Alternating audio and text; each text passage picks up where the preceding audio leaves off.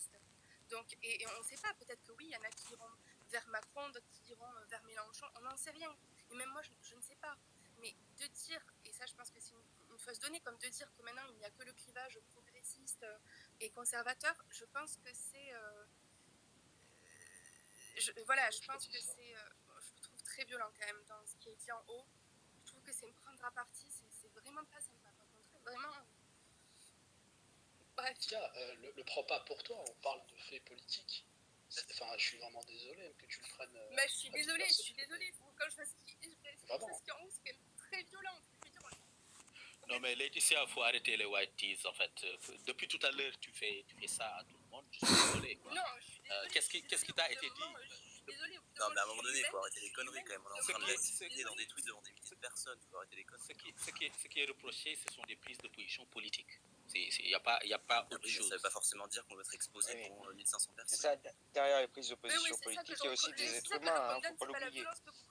Mais la politique du PS, oui, il y a eu des violences policières, oui, il y a eu de la violence symbolique, oui, il y a eu des violences. Mais alors, est-ce que nous, en tant que militants, on doit être... Enfin, je veux dire, il faut arrêter au bout d'un moment. Vous imaginez qu'il y a un moment qui fait... Je veux dire, il faut avoir... Ne vous rendez pas solidaire du bilan du PS. Si vous ne voulez pas que...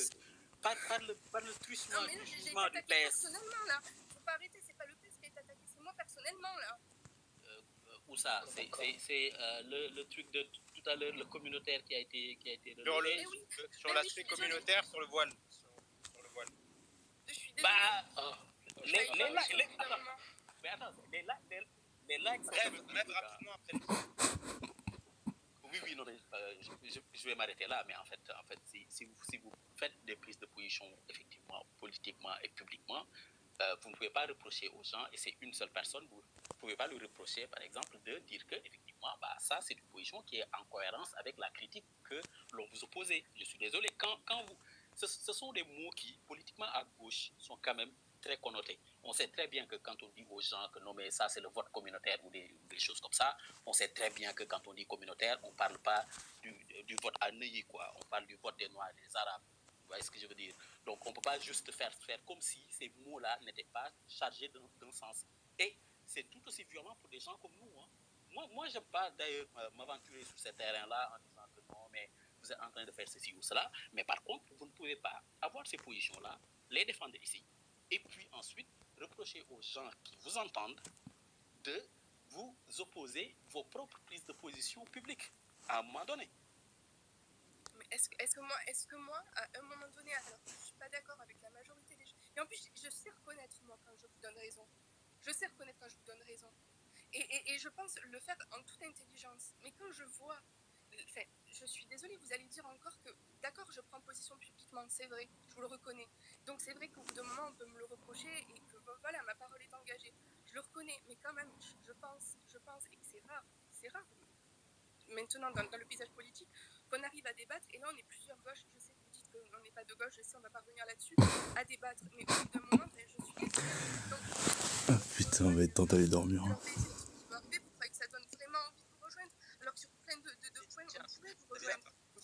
Mais Laetitia, ça vous l'aviez même fait à Grève Générale quand il parlait de Rémi Fraisse dans la room que tu avais, et c'était pas les mêmes propos. Donc à un moment donné, peut-être que... D'ailleurs, on peut le dire, hein, le space que j'ai organisé, ça vous fait quand même beaucoup de lumière, hein, je suis désolée.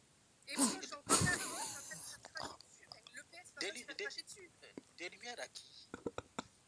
Je suis désolée, je suis désolée. Enfin, je suis pas d'accord avec la majorité des choses. Je suis désolée, mais quand même minoritaire, ça vous a donné un très bel auditoire. Je pense que c'est légitime de cracher sur le PS. Ouais, bon.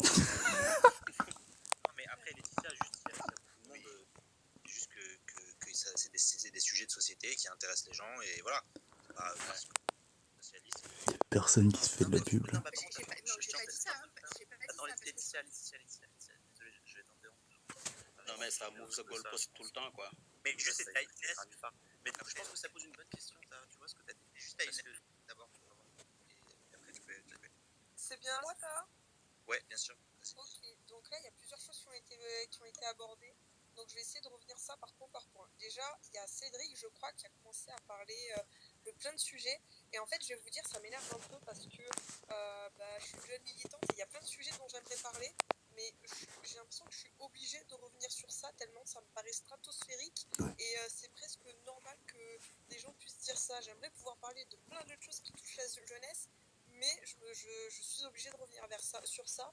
Tout à l'heure, Cédric nous parlait du fait de débattre avec l'extrême droite et que justement l'extrême droite gagnait du terrain sur les terrains de Je les spamme comme un territoires connard. ruraux. Alors moi, je suis une meuf qui a grandi dans une ville qu'on pourrait qualifier une ville de la ruralité, qui a grandi dans une ville de droite avec une politique de droite très assumée, avec une mère qui a été condamnée à l'inéligibilité à vie récemment et qui avait une politique anti-SDF, c'est-à-dire qu'il y avait des patrouilles de police pour virer les SDF sur la place, sur les places de la ville, et une mère qui a tenu des propos racistes, islamophobes, homophobes et j'en passe.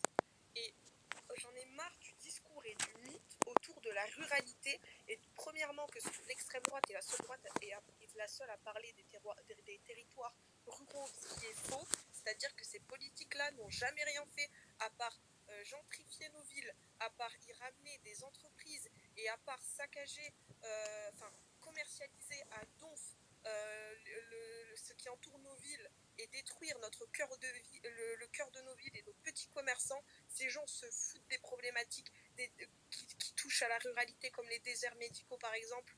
Ça, c'est un mythe à détruire absolument. Ces gens, en fait, ils touchent un électorat qui existe en ruralité. Et c'est un électorat, il faut le dire, qui est attaché à des valeurs conservatrices, à des valeurs, je dirais même nationalistes. Mais ce n'est pas parce qu'ils s'intéressent à la ruralité. Moi, je dirais que dans la grande majorité, pas beaucoup de dirigeants politiques s'intéressent justement aux vrais sujets qui touchent à la ruralité. Bon, il faut arrêter de nous vendre cette histoire et ce mythe vraiment éculé de la gauche qui ne s'y intéresse plus alors que la droite grandit sur ces territoires. Et c'est certainement pas suffisant pour justifier le fait d'aller converser avec la droite et surtout l'extrême droite. Secondo, là, en fait, ça m'énerve parce qu'on est exactement dans le type de situation qui me débexe. C'est-à-dire que d'un côté, on a des gens qui viennent vous expliquer pourquoi des politiques qui ont été menées, qui ont été permises, voire soutenues par le PS, ont permis d'en arriver à la déchéance que nous connaissons.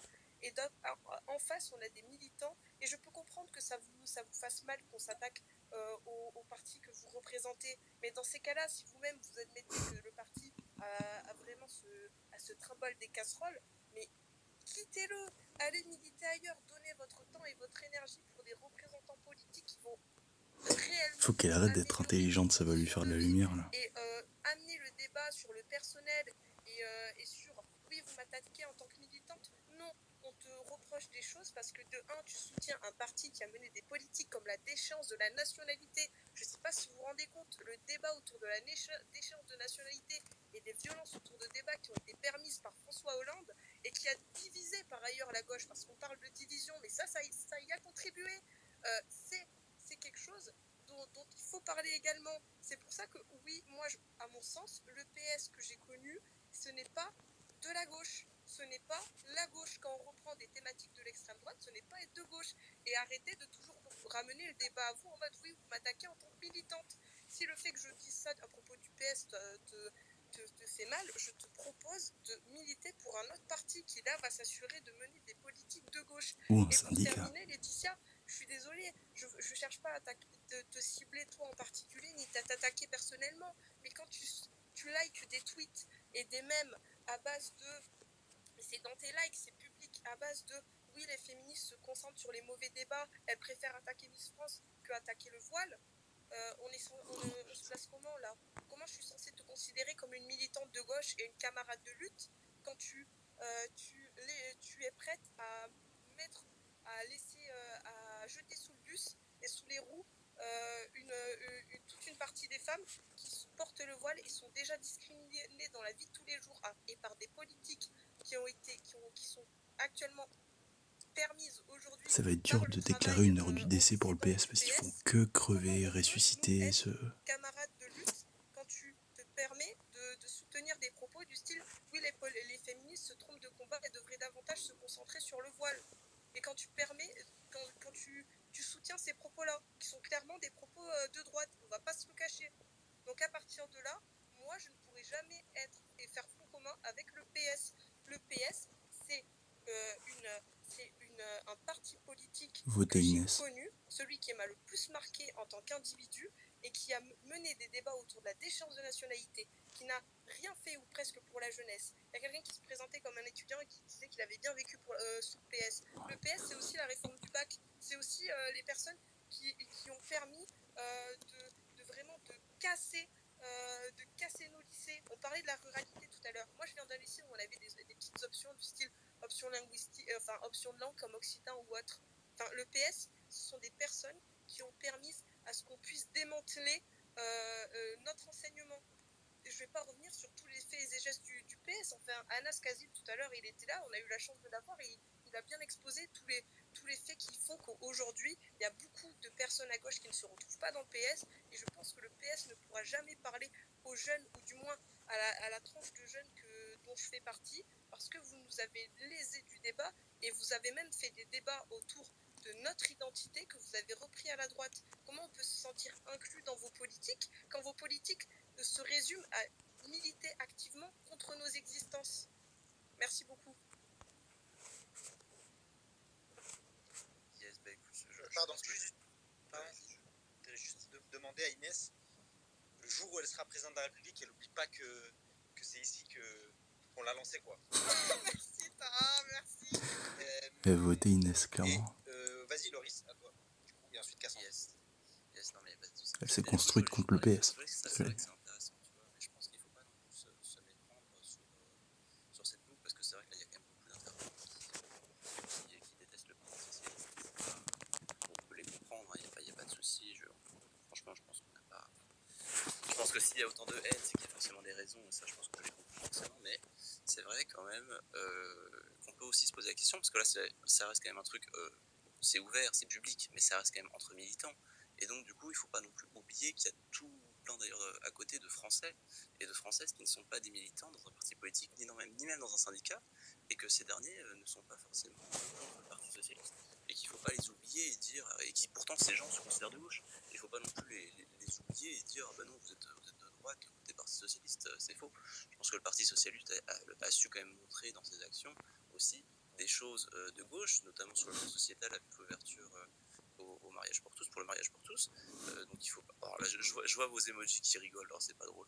Mais donc, je pense qu'il faut pas non plus oublier toutes ces personnes-là et ne pas oublier que tous les Français ne sont pas des militants et que donc, le débat qu'on a là est quand même, je suis désolé, même s'il est très intéressant, il faut pas non plus se voiler la face, il est extrêmement stérile parce qu'on se retrouve avec un peu ce que disait Inès, du coup, des gens qui sont pour et des gens qui sont contre. Enfin, en tout cas, des gens qui défendent et des gens qui attaquent des deux côtés. Donc, bref, voilà, je sais pas comment est-ce que je peux résumer. Loris, juste pour te dire que je vais quitter le space. J'en veux pas du tout à Inès. Il y a certainement une part de vrai dans ce qu'elle dit et à l'encontre du parti, je n'en veux pas. Et bien sûr qu'il y a certaines de mes positions, elles sont publiques, donc elles peuvent m'être reprochées. C'est tout. Je remercie Ta pour le débrief de ce space, de m'avoir donné la parole, même si voilà, on aura des positions différentes, qu'on a un avis différent, et je vous souhaite une bonne soirée à tous. Bonne soirée Laetitia. Bonne soirée Laetitia. Et du coup, j'ajouterais juste quand même pour terminer, je pense quand même que le débat politique, en tout cas, qui va arriver là, qui est déjà là pour la présidentielle, vaut peut-être un peu mieux que d'aller fouiller dans les tweets, dans les likes et dans les retweets des gens. Je pense que ça vaut un peu mieux que ça. Moyen quand même. Même, non, il n'y a même pas de même, je pense que ça vaut mieux que ça. Voilà. J'arrive à tout. Cassandre, à toi. Oui, allô, oui. Ouais, bah justement, c'est intéressant que tu aies posé la question tout à l'heure des courants, Loris, à la France Insoumise, parce qu'il se trouve que tu as parlé à la bonne personne. Moi, je suis co-coordinateur des questions de programme sur les questions LGBT à la